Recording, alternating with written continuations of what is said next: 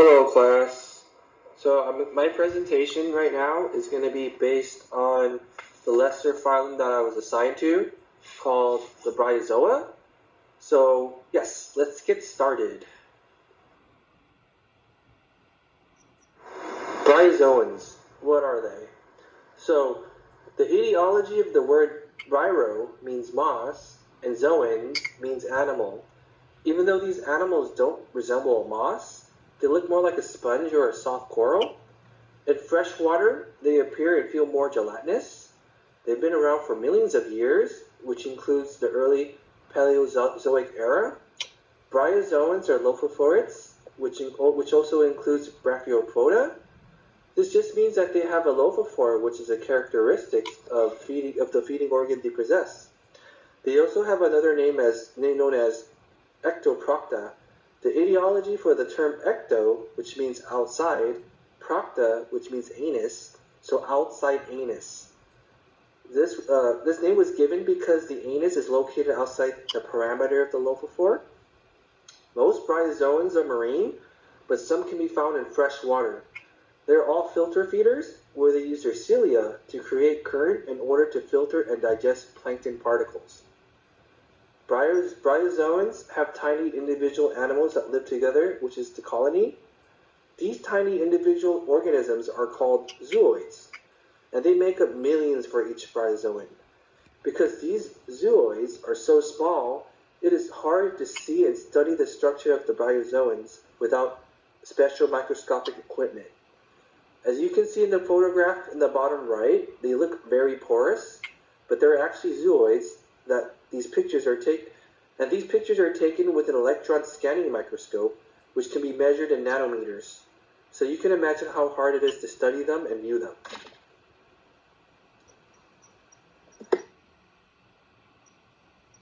Body plan. This picture represents an individual zooid. There are millions of them repeated like this to form a colony. Each of these zooids have a U-shaped digestive tract, a lophophore, which classifies them in a lophophoric group, and the tentacles, which contain ciliated, hair-like structures that are made of lophophores. It draws water current into their mouths, and it has an anus outside the lophophore. This gives them their name ectoproctus, as I mentioned earlier. Another characteristic about these zooids is that they have no circulatory system, no respiratory system, and no excretory system. They have an interesting method to excrete waste, however, which, when a zooid accumulates an overabundant waste chemical, it is replaced by a new one, which is grown from the body wall. And they do have a central nerve ganglion, which can respond to stimuli. Movement of these metabolites is through diffusion. Reproduction method. Bryozoans are hermaphrodites, which means they contain both male and female sexual organs. The millions of zooids in the colony contains both female and male individuals. If you look at the bottom right picture, you can see that the testes and ovary is in the same structure. The sperm from the testes will migrate with the tentacles and release the sperm from there, while the egg is released from a pore right beneath the tentacle. They both fuse and form a zygote, then into a larvae. The larvae will undergo metamorphosis and become something called an ancestrula. And an ancestrula will float and spawn and eventually land on a substrate where it begins to form its entirely new colony. So that's sexual reproduction. The way bryozoa reproduces asexually, is by budding. A piece of colony breaking away and making a clone twin of itself. And just like the ancestrula, the piece of bud must settle into a substrate in order to grow. Another interesting way they can reproduce asexually is forming what you call statoblast. It's like a defense mechanism for survival. During the harsh conditions that they are obligated to be in, they form a protective case around itself from any damage. Then after that, when the conditions are clear, the statoblast can float with normal currents and settle into a substrate where they can grow their colony again.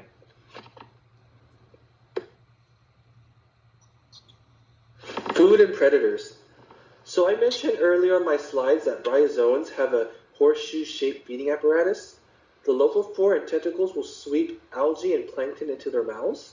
The tentacles have a bristle-like surface known as ciliate. These ciliates help entrap these plankton and algae, where it slowly drags down to the mouth and then gets filtered out so that only food particle comes in.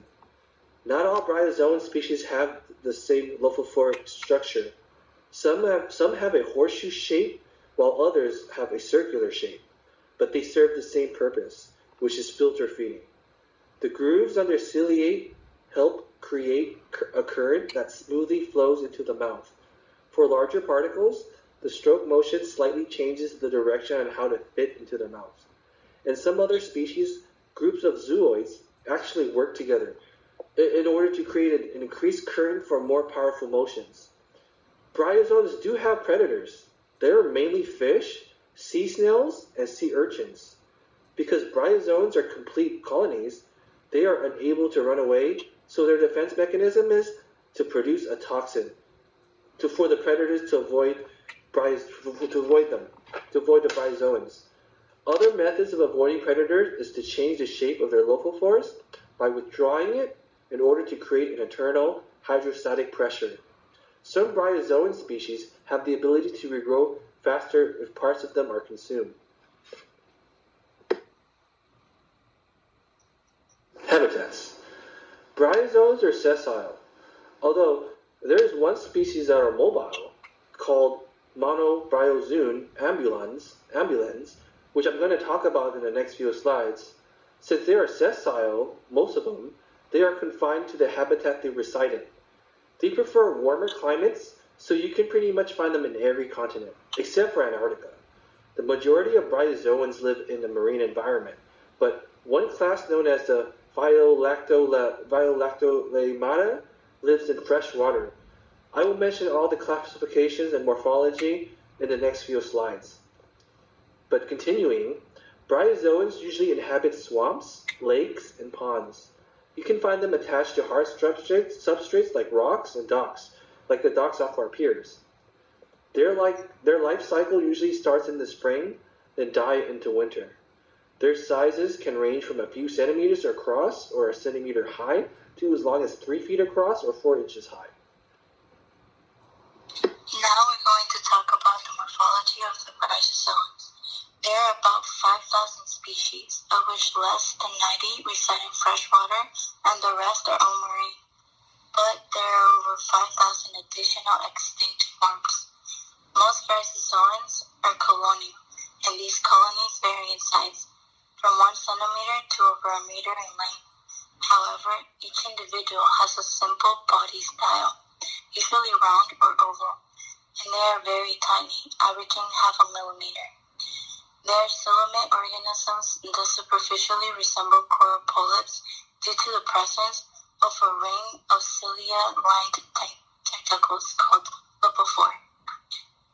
They use these small, tiny, ciliated tentacles to feed, and they do so by pushing the food through into the gut.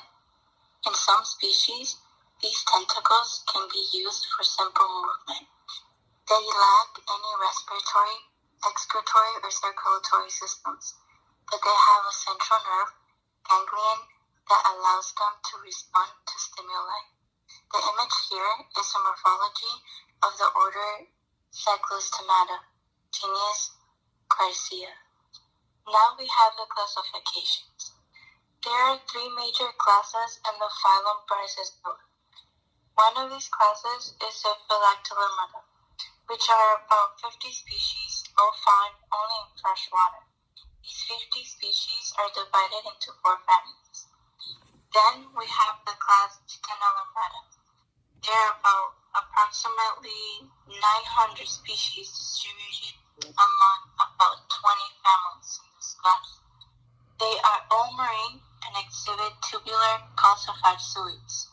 Reproduction is unique in that each fertilized embryo may divide asexually numerous times, giving rise to more than 100 genetically identical embryos within each reproductive individual.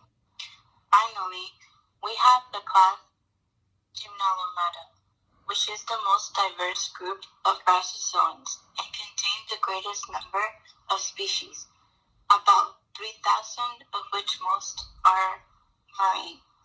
Within this class, there are two orders. Order Tenostomata, where the suet walls are not calcified, but instead are membranous and gelatinous. There are approximately 250 species, which are divided into 20 families. Then we have the order Chelostomata. Most species in this order are marine and form highly polymorphotic colonies with specialized reproductive suites, attachment suites, avicularia, vibricula, and ovicells. The suites are often rectangular, and the walls are always at least partially calcified. This group contains the greatest diversity of bryozoan morphology. The approximately 2,750 species are distributed among 70 families. To the public, and then some of them that I did post on my slides were from I found them from the PowerPoint online, but there were also like references of where I got them. And I have one that's from an organization.org, and then there's the last reference I used was actually the bulk of all information I got was from the lab model of the 15 lecture from Dr.